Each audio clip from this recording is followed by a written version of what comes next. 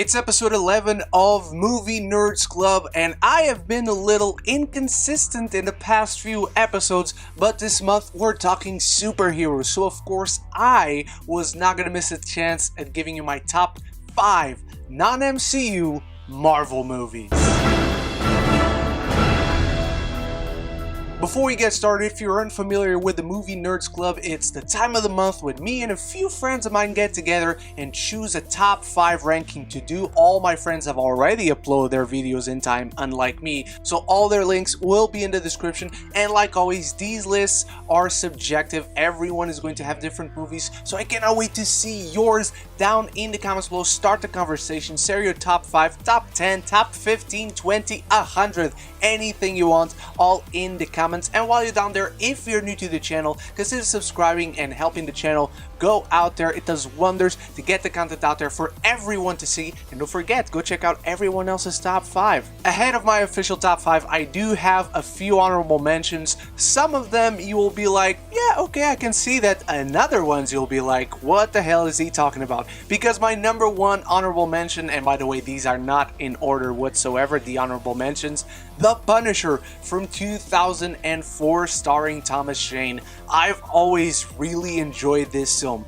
It has a really cheesy villain. In fact, it has a lot of really cheesy villains. But as far as a character piece for Frank Castle for the origin story of The Punisher, I've always really enjoyed it. It really nailed down who the character is, how the character works. I always thought that Thomas Jane plays the role brilliantly. I always wanted to see more of it.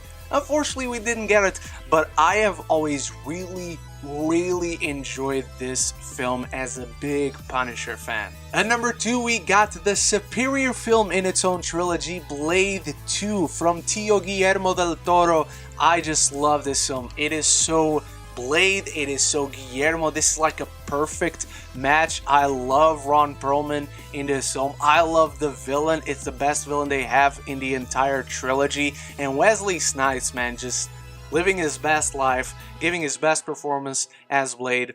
This is by far the superior Blade film. I love it to no end. It is so fun, it is so gritty and dark. It pokes fun of itself just enough that you can still take it serious while laughing with the characters at some of the tropes and aspects of the genre. And Guillermo del Toro himself directs this film so frigging well. And my last honorable mention, a film I really love but couldn't quite crack the top 5 because there's one film that is actually more important than this one. And my last honorable mention is X-Men First Class.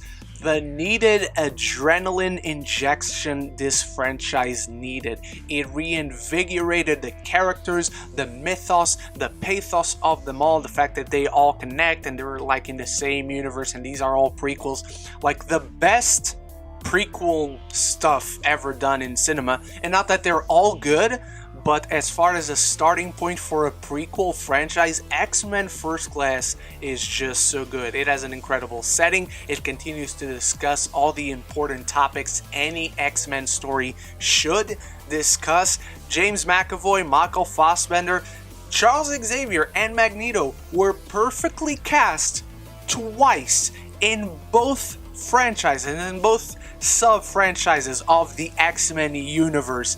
I love this film so much, and I love that it's about them. It all started with them, and it's kind of this echo that is transported into the other films that, yes, they're not exactly the main characters with Patrick Stewart and Ian McKellen, but it still makes so much sense that they're the main characters when it all started, and they built everything like this up.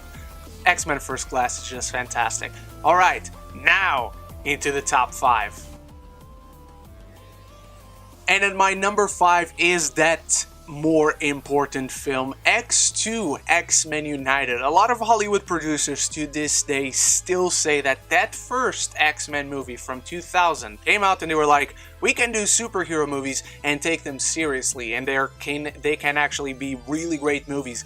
But X-Men 2 really solidified that. We explore Logan's backstory, we continue to discuss all those important topics and issues that these X-Men movies are so beloved 4. And the fact that they did it yet again and they surpassed that first film so well really solidified the credibility, the prestige superhero movies could have.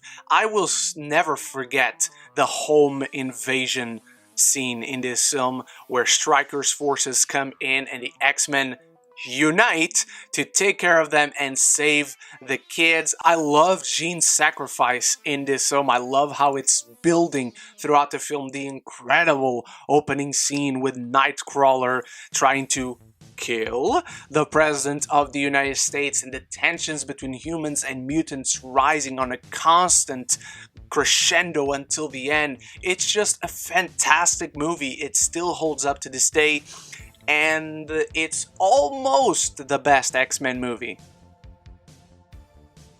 My number 4 is still one of the best Spider-Man movies to date. It is the best live-action Spider-Man movie to date, Spider-Man 2. What a fantastic film that I'm sure I wasn't the only one who grew up with it. A lot of us grew up with this film. This is the most iconic Spider-Man movie. It still has the best villain in any Spider-Man movie to date. I love the struggle of Peter throughout this film. Spider-Man No More has always been one of my favorite stories. I love what this film is building, not only for itself, but what would eventually be paid off in Spider-Man 3.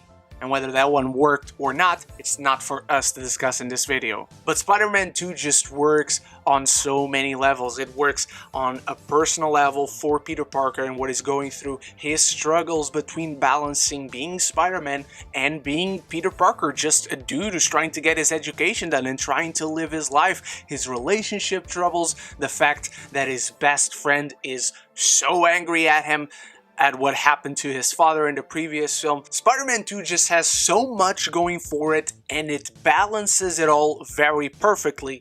Unlike the main character who's going through all this trouble because he cannot balance the two things going on in his life.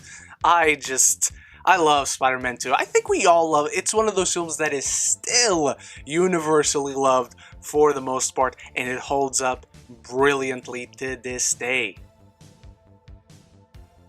Coming in at number 3, maybe the controversial pick of this list is the best X-Men movie, and that is X-Men Days of Future Past. Talk about the injection of adrenaline and rejuvenation of the franchise that was First Class, and then you bring about Days of Future Past, and it brings both the franchises together. This one not only feels like they're going up to the next level after First Class, but in many ways it almost felt like the way everything should have ended. It just as a perfect ending to bring both the franchises together, literally the classic X-Men trilogy and then the prequel with the First Class crew.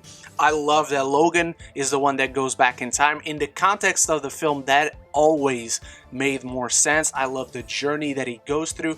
I love what Xavier is going through in this film. I love his depression. I love Magneto.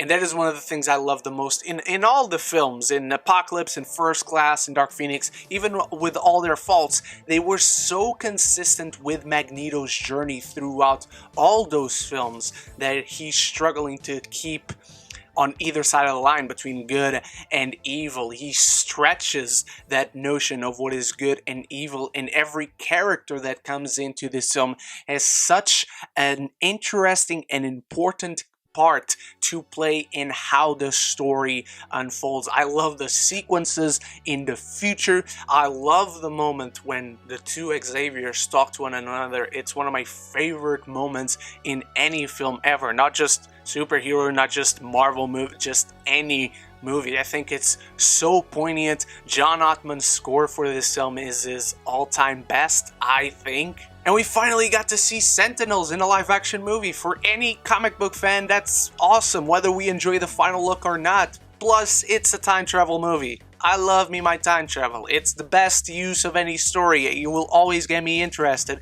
if you have time travel.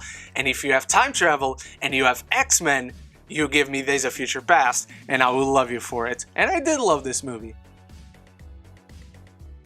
Coming in at number 2 is perhaps another controversial pick between this one and the fourth one, but my number 2 is Spider-Man Into the Spider-Verse. It just broke so many barriers. It brought Miles Morales into the mainstream. It developed and furthered animation into a whole nother level as far as storytelling through animation is concerned. The fact that Miles is moving at 12 frames per second while the other Spider people are moving at 24 frames per second, and throughout the film Miles starts moving at a better pace like them. His origin story is beautiful. Leap of faith, come on, who doesn't love that moment? And it just showed us that once more you can balance more than one character through your film and have an incredible film. Not to mention, it won the Oscar for Best Animated Picture. Spider-Verse is the only superhero movie to have done that so far at this point in time. If you're watching this in 2050, please let me know if anything changed for the better, because if not, I'm going to cry a little bit. And it also gives us another look at Peter Parker, like what would Peter Parker do on the long run if he lost MJ, if he had been Spider-Man for like 20 years or something. I just think it's so interesting, not only that we get introduced to a new Spider-Man for the mainstream, but we get a different look at a Spider-Man that we're already familiar with. We already love him in his own way, and now we see this different shift. We see this different perspective that we had never seen. The animation is beautiful, the soundtrack is fantastic, the score itself is even better. Spider-Man Into the Spider-Verse, man. It's stuff between this and Spider-Man 2, but the Oscar, man, the doors that it opened. And coming in at number 1, it was honestly the easiest pick from my list, Logan.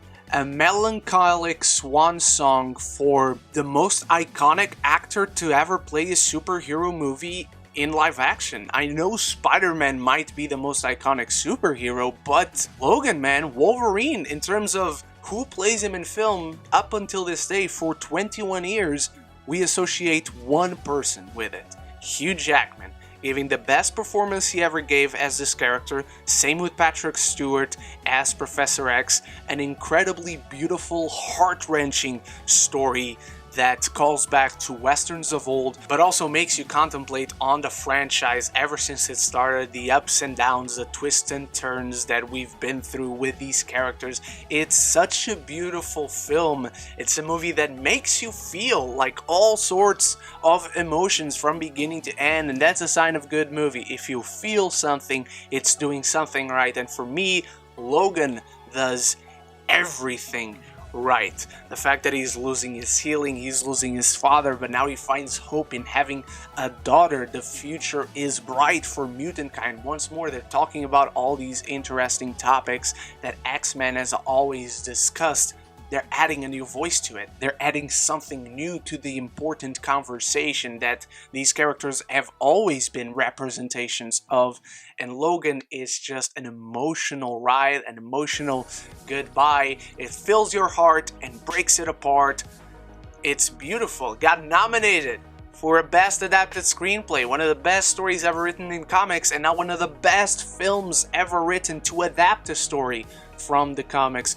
Logan, for me, is just a stellar example of how far and how good comic book movies, or movies for that matter, can be. And that is why it comes in at my number 1 non-MCU Marvel movie. And so that's my top 5 non-MCU Marvel movies. Do you agree with all of them, some of them, none of them? Let me know all of that in the comments below. Thank you so much for watching. You are the best. Remember to check out everyone else's videos. The links are in the description. And I'll be back very soon with more videos, more reviews, all sorts of great stuff. So until the next one, love each other and love the movies.